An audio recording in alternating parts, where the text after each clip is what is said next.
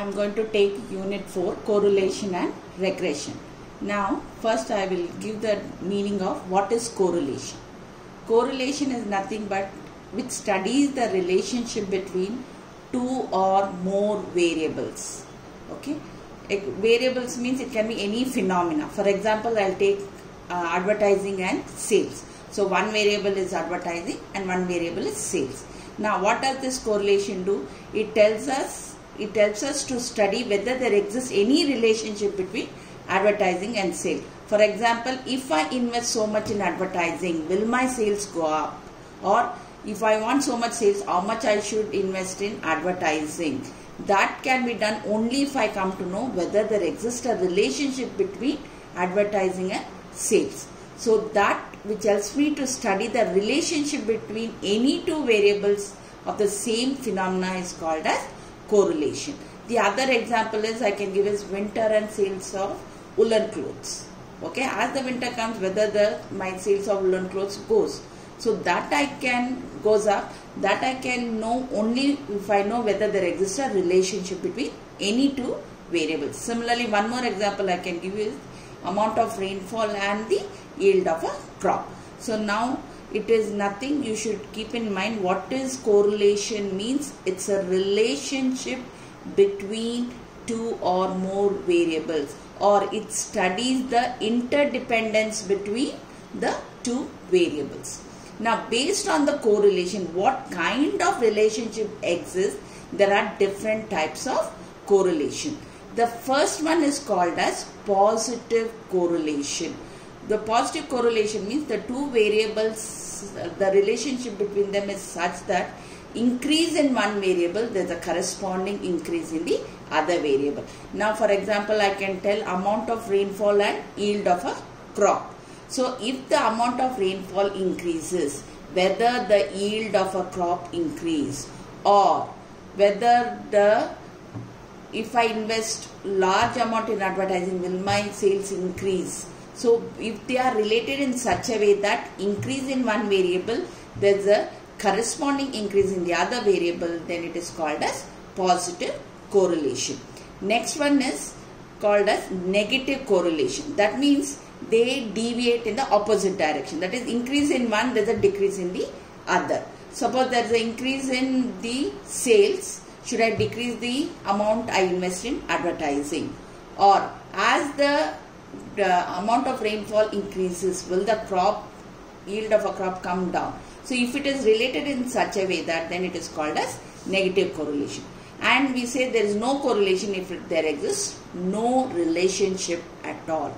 Now the coefficient of correlation, how do you calculate correlation? That is represented by small letter r.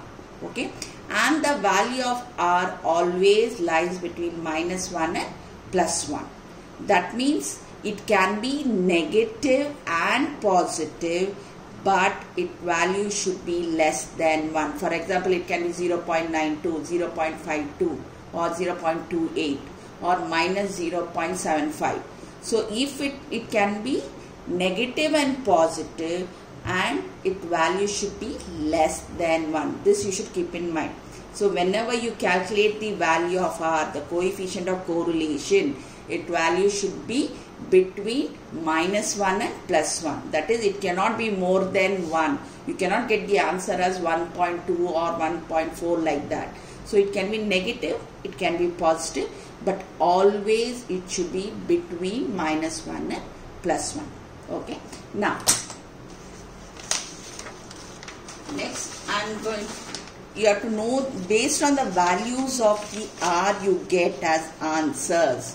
So you would say what kind of correlation exists between those two. Suppose when r value, when you calculate, if you get as exactly 1, it is called as positive correlation.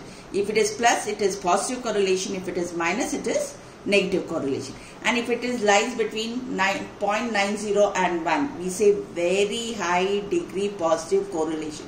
Similarly, the value you get as negative, it is called as very high degree negative correlation. Similarly, all the values I have given.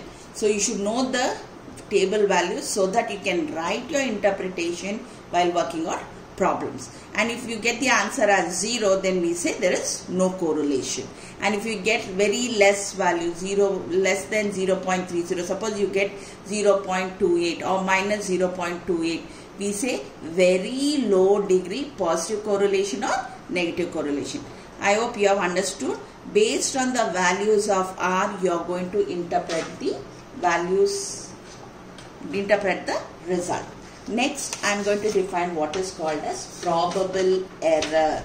Probable error is nothing but, okay, see, when you do this quality check of you manufactured products, you cannot check all the products. So what you do, you take a part of it and check for the value. Okay, so you get one value. That value, whatever you get, you just generalize for the entire lot or the entire population. As I have told, what is population means. So when you take the answer of a part and generalize it for the entire population, okay, you might not get the exact answer, but you might get an approximate answer. So that means there always will be a difference between the actual answer and the answer which you have calculated using the sample. So that difference is called as probable error.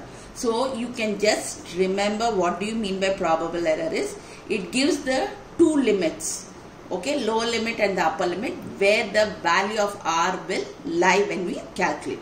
So what is probable error? It gives two limits within which the two values lie. And you have to know the formula. The formula is 0.6745 1 minus R square divided by root 10. So R is nothing but the calculated value which you get while calculating the coefficient.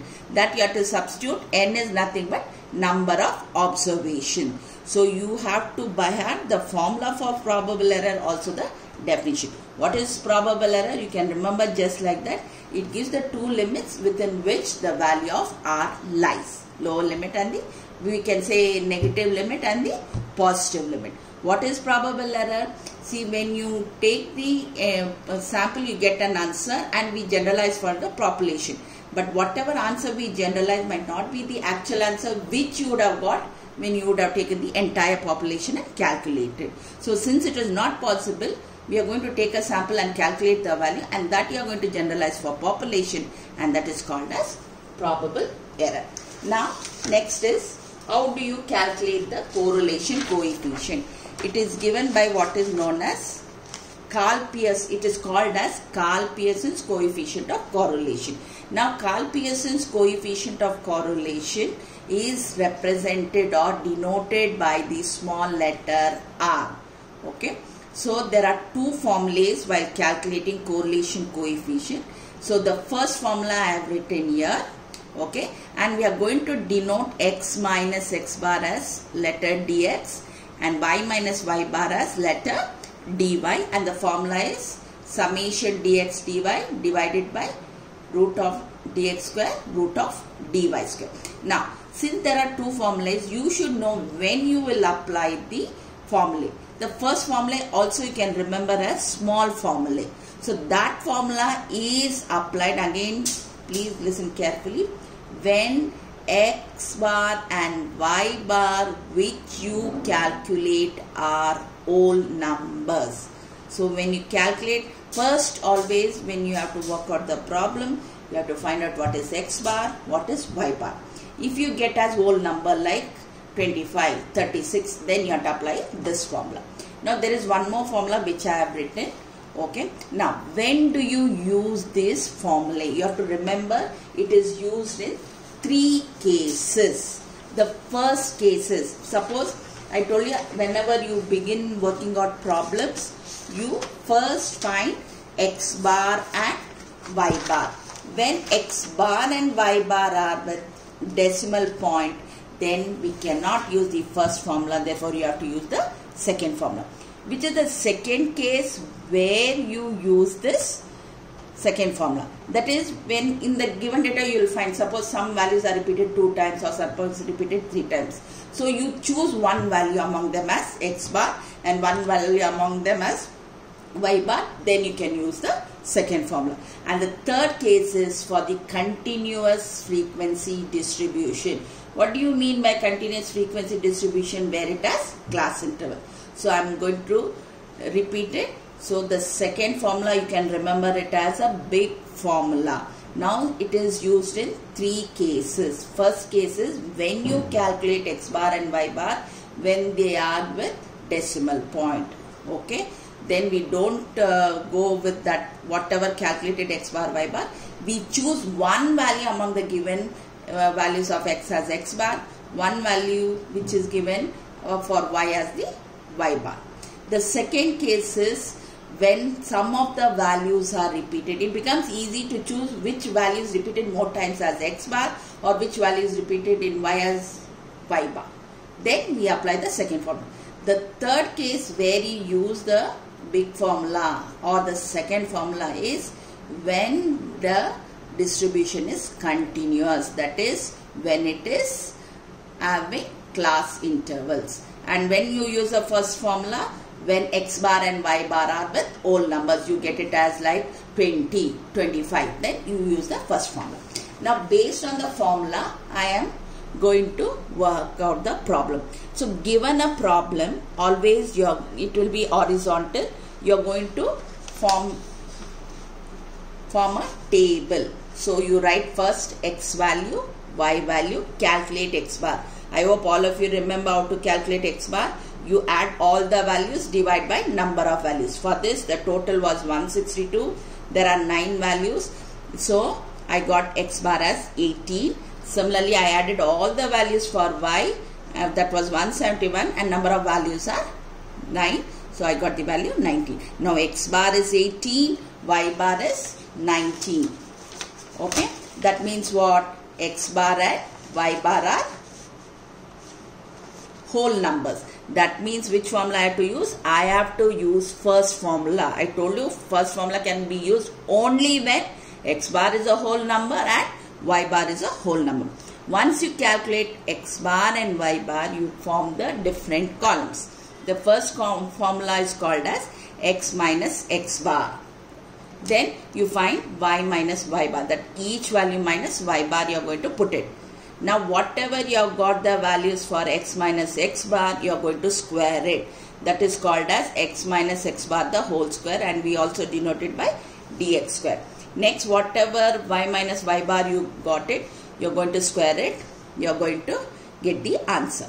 Okay, for everything. Square the number. Don't square this 10 square or like that. Square the number what you got for y minus y bar, and then you find the last column. It is x minus x bar into y minus y bar. Remember, keep your fingers because it can be negative and positive. So keep your fingers like this. Go down, multiply along with the sign and put their value. It can be, remember again, it can be negative and positive. Once you form the table, calculate all the totals. Once you get the totals, now you have to apply the formula. So what is the formula? So formula is like this. I have substituted, take the square root first. I have written taking the square root, then multiply, finally divide. When you get the answer for R, remember it should be less than 1. It can be positive and it can be negative, but it should be 0 point something, not 1 point something. So this you have to remember. Now once you get this, then you have to write the interpretation. So what is the interpretation? Based on the value of R. So if the value of R is this one, 0.9587, I already have told you have to buy it from the table. What is the interpretation? If the value is between 0.90 and 1, since it is positive, we write very high degree positive correlation. Now we have to calculate what is called as probable error. First, you have to buy at this formula for probable error, and here R square is nothing but whatever value you have got for R, what you calculated here, you are going to substitute. First, remember the step clearly. Square it, you subtract from 1. Then you take the square root of that number that you put below, subtract and put it, you divide, then finally you multiply. So again I am repeating, square the value, subtract from 1. You write the value, then divide, then finally multiply, and then you write the answer. So this is one sum I have done. The second sum also same thing. I'll repeat the steps. Okay, whenever the problem is given, take the first one as x, okay, denoted by x, second one as y. First, what is the thing you have to do? You have to find out x bar and you have to find out y bar. See whether they are whole numbers, that is without any decimal point. Once you get these two values, you have to form different columns, that is x minus x bar, y minus y bar, x minus x bar the whole square, y minus y bar the whole square, and the last column. Always remember, when you calculate the last column, keep your fingers multiply and put along with the sign, because it can be negative and positive. Once you form all the columns in the table, calculate the total and put it in the table form. Since x bar and y bar is whole numbers, you have to write the first formula. I have written the first formula, then you calculate like this. Now in this problem it is approximately, so I have taken the round off and cancelled. It is plus 1. I told whenever you get the answer as exactly 1, you write it as perfect. If it is positive, you will write it as perfect positive correlation. If it is negative 1, you write on perfect negative correlation. Okay. Based on this, now I have given some 3 sums. I expect all of you to work out, okay, and submit to me in that Google Classroom. You have to send your assignments. Okay, please watch this video. If you have any doubt, you can definitely ask me by messaging in your in WhatsApp by individually, not in a group. Is it clear? So I have given the assignment. All of you should work out and submit to me on the net. You can send it through mail. I will check it and send it to you. Is it clear? Okay. Thank you.